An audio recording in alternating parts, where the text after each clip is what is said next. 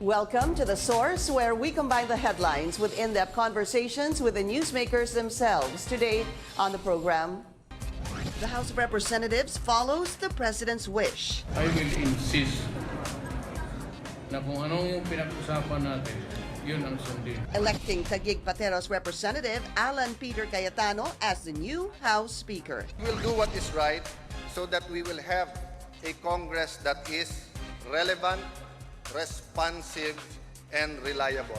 But is term sharing a guaranteed scenario after 15 months? At the end of the day, we really don't know what will happen in 15 months.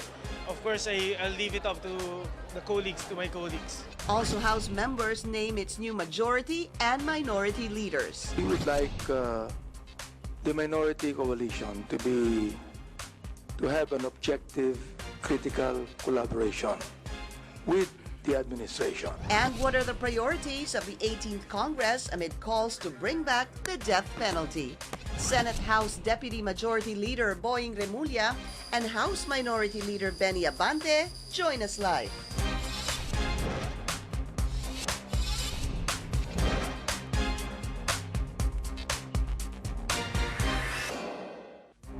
Thank you for joining us. I'm Pinky Webb. President Rodrigo Duterte reveals his priority legislation in his fourth State of the Nation address.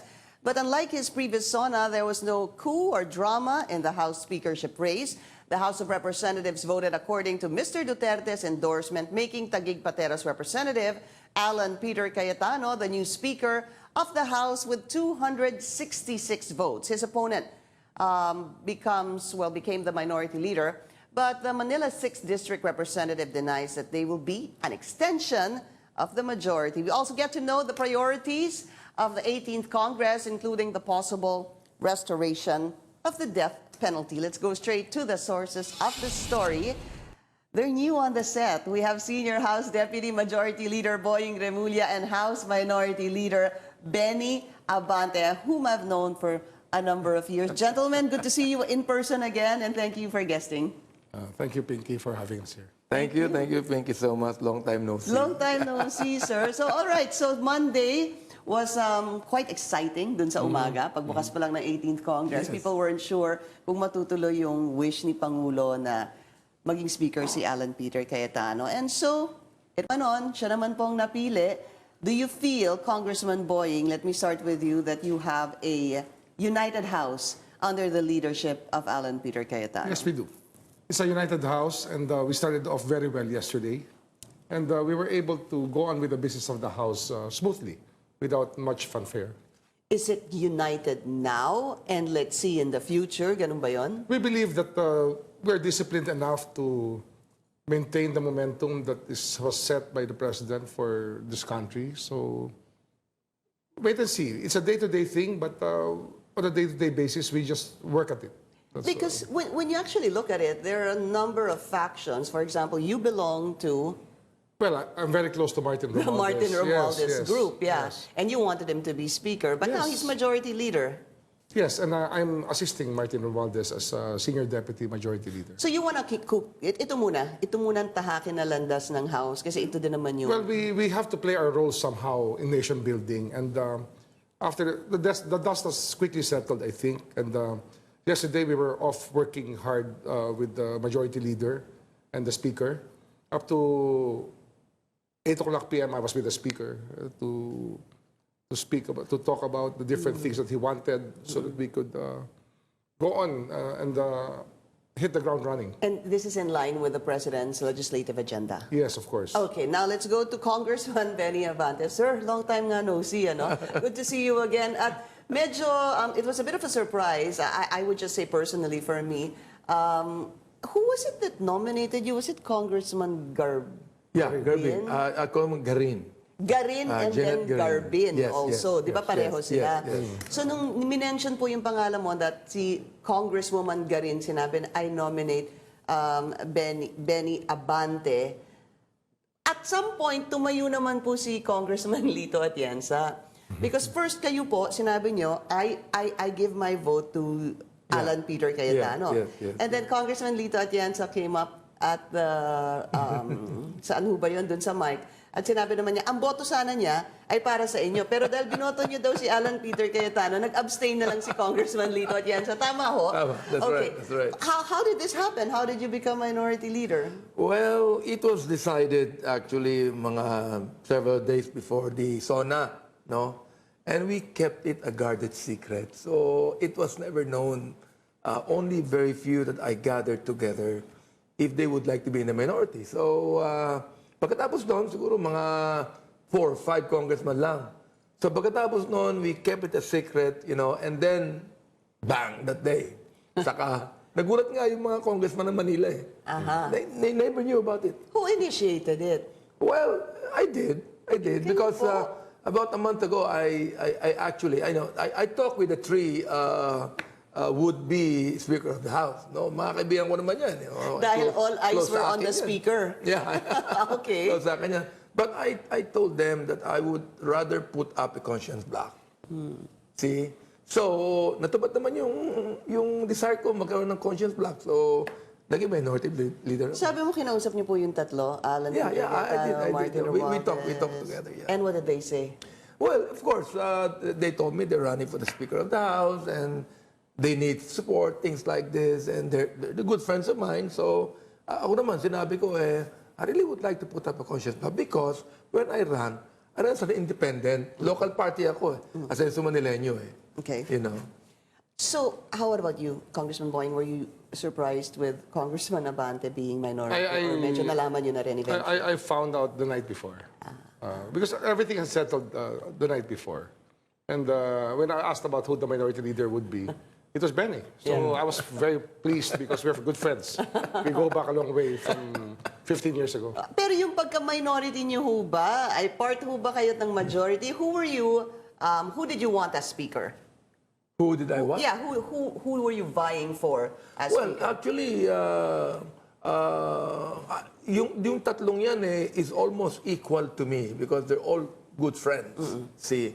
So, actually, close ako kay Martin, o close ako kay Alan Peter, at ganun din kay Lord Alan, no? Because his father is a very good friend of mine. So, sabi ko, mahirap to. Sabi ko, So kayo nag-initiate, kayo naging minority leader. I was asking Congressman Boying a while ago yung how this actually happened. So maybe, sir, you can explain to us yung bagilat ruling. Under the old rules of the House, the 2 contesting parties for speaker, if the one who does not win it, usually becomes minority leader. yung natalo dun sa... Yes, but there came a point where there were 3 contenders for speakership, and there were many who abstained and did not want to belong to the minority. And so they were able to form a bloc that elected the minority leader. This was brought to the Supreme Court by Teddy Bagilat, who lost the vote by 1, I think, during that Was it Congress. with Congressman Danilo Suarez? Yes, with Danny Suarez. Okay. Yes, so they brought the case to the Supreme Court, saying that the rules of the House declared that the second highest number of votes would be the minority leader. But because of the abstentions and because of the constitutional provision that says that the House shall have its own rules of procedure, the judiciary recognized that we are independent and we can really draw up our own rules of procedure. So paano ngayon ang minority? Ano ho ba, paano na-elect ang bagong minority leader? Well, those who abstained or voted for the second highest number of votes, again, meet the day after, or immediately after the first day, or the first session, to iron out who will be the minority leader. And how is that? Through a vote as well? Through a vote. Yeah. And we were in receipt of a communication from the minority yesterday, and they informed us that 27 people voted for Benny Abante as minority leader. And meron bang kalaban? Wala. That's, I was saying that's the fastest ever, the quickest ever in the history of Congress. Walang hassle. Wala fanfare. Walang fanfare. As in, wala. Just, At wala kayong kalaban. wala. Kayo lang talaga minority. Walang makakatalo sa inyo doon. When you talk about the minority leadership, of course, questions arose in the past on the minority leadership because saying that this is not the true minority. This is not the genuine minority or the genuine opposition. You said you ran as an independent congressman. Yes, but I are you did. an opposition Well, member? not really, because in the 13th, 14th Congress, we were together in the majority. But I stood as a fiscalizer during that time. I was almost independent. So, nagdaan ako as independent. So, sabi ko, I would want to get all of the independents in the 18th Congress to form a coalition or to form a conscience bloc. Yun ang iniisip ko. Okay, so ito na yung conscience block. Ito na yung conscience At ilan ho sila?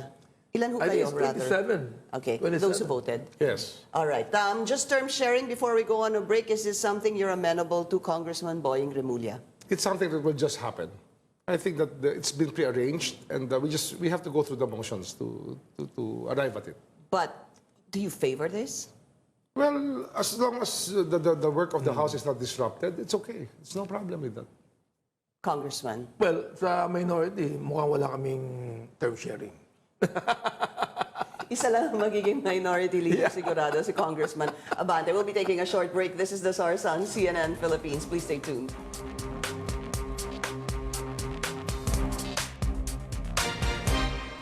You're watching TheSource on CNN Philippines. Our guest today, House Minority Leader Benny Abante and Senior House Deputy Majority Leader Boying Remulla. I want to ask, yung trabaho ho ninyo, Congressman Boying, Yes. ano ho ba, what does that entail? And sabi nyo nga, you had a meeting yesterday, you're with the speaker till 8 p.m. and you want to hit the ground running. Yes. I would take charge of the plenary affairs, plenary and committee affairs, assisting the majority leader. Ang sa Tagalog, ang trabaho ko, bastonero.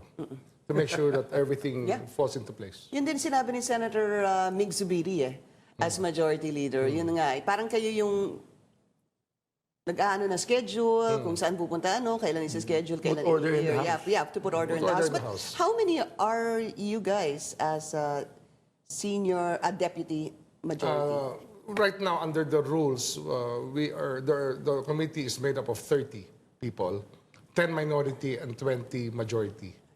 And given that, there are 20 of us who will put everything into order. So that's what a senior deputy majority leader is, Yes. because the other one is the president's son. Hindi ho ba No, that's ano din deputy siya, speaker. deputies as for Deputy political affairs naman Yes, siya? Okay. but they will preside over sessions. Okay, all right. So medyo maraming there's a number of layers really Yes. in the House. Also a question to the minority leaders, sir. Sabi niyo nga independent kayo. Just to go back to the history of Congressman Abante, you were an official in Manila. Nagpahinga ho kayo na 9 years dahil natalo ho 9 years, kayo. oo. Okay, bumalik ho kayo at nanalo kayong congressman. Yes. So sabi niyo independent kayo, but in the past 9 years, sir, and let's just say in the past 3 years that you weren't serving in government and President Duterte had sat as president, what are the policies you feel you will challenge, policies you feel that you will support now that you are minority leader? Well, number one, alam mo, ito, nakakapagtaka din to because ako, ever since, I am a firm believer of the rule of law. Okay? So, alam ng makabayan black yan. Ever since, I am a firm believer that you should support the duly constituted authority. But, kaya sabi ko, this will be a very different minority bloc. Why? Because this will be a minority bloc that would objectively, critically collaborate with the administration. Objectively, critically, hirap nun collaborate. Ano ho ba yun sa Filipino? So kayo po you will collaborate if you believe in it, if you believe in the policy. yes. You will challenge it if you do not believe in the You will policy. challenge it, and not only that, but kami yung parang we will really study, scrutinize every bill that we feel would be more subjective. Such as, give me an example, sir. For example, like, okay, the trabaho bill that the President mentioned about, no? We'd like to find out, yung unemployment rate ngayon, ano ang magiging substance ng trabaho bill? Okay, so we will scrutinize that. Why? Because in the minority, syempre gusto namin ng trabaho and the president also wants jobs. See? So lahat kami nakakasundo that, especially poor people, disenfranchised people would like to have jobs. And we would like to see that nobody is being discriminated. What are your thoughts on the Trabaho Bill? Trabaho Bill approaches employment from the point of view of taxation. Because if you strengthen the corporate world and rationalize the incentives. Pero pag-usapan doon ka muna doon sa corporate world. Yes. Lowering the taxes Yes. From 30 to 20. Okay. To 20%. That is a very good measure because it also aims to streamline the tax regime. Because there are so many levels of taxes being given. If you just unify it, simplify it, then we might be able to come up with a better employment picture. So okay kayo sa lowering of corporate income tax. Okay. And Yes. then there's another side to the Trabaho Bill, sir. The second one. Well, basically that's the most important thing about it. The other one is the incentives that are given to the other businesses, how we will rationalize it. Yes. And that is the biggest debatable point about the Trabaho Bill.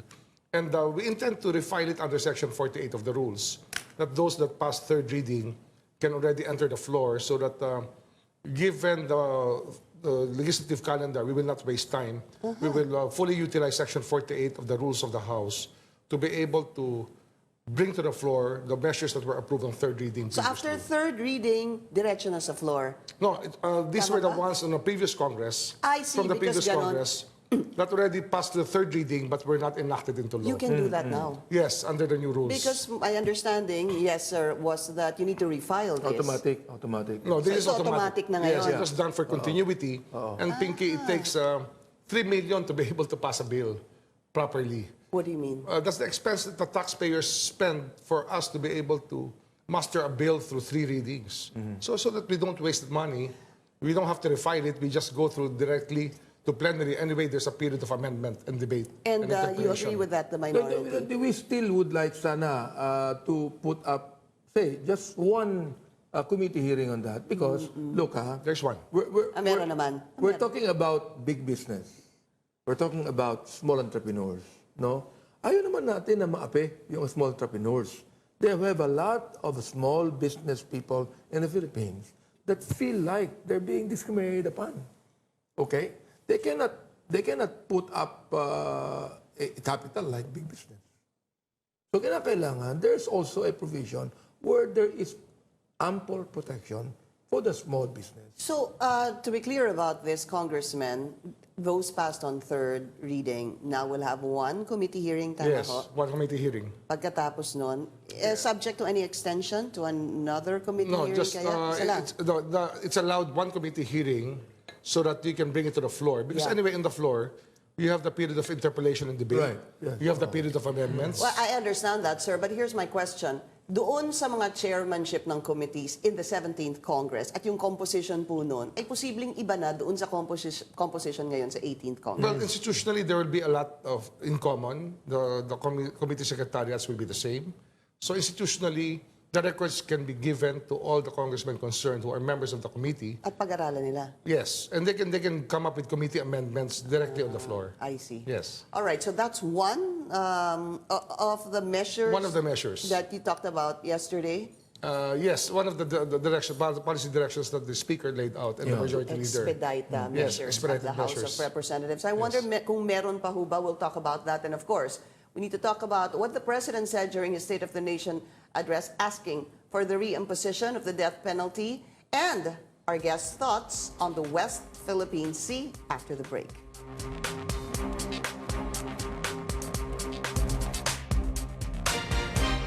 You're watching TheSource on CNN Philippines. Our guest today, House Minority Leader Benny Abante and Senior House Deputy Majority Leader Boying Remulla. At least may nalaman ho kayong bago ngayon, Oo, may nalaman Minority akong bago. Leader. Kasi noon, 14 Congress, talagang refile yan. Oo, kailangan. But ang Uulitin mo. kinlarify naman ni Congressman Boying that this was already talked about during the 17th Congress Yes. and kineri over Which ngayon. to me is better. It makes because sense. Kung meron talagang urgent and important measure, hindi na kinakailangang i-refile pa o babalik ulit tayo sa unang-una. So anong mauuna, Congressman Boying, dun sa mga na third reading na nauunahin nyo? Probably the Trabaho Bill will be one. okay. And then for many of the local measures that are deserving, we may be able to bring in the local bills that were approved on third reading but did not become law.